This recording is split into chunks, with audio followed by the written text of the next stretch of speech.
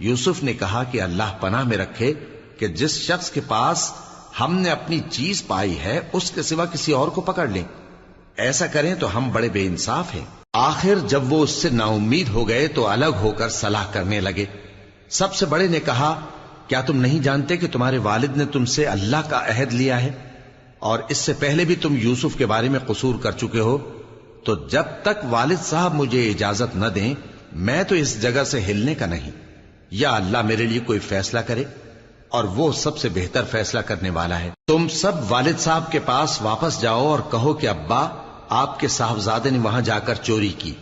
اور ہم نے تو اپنی دانست کے مطابق آپ سے اس کے لے آنے کا عہد کیا تھا، مگر ہم غیب کی باتوں کے جاننے اور یاد رکھنے والے تو نہیں تھے،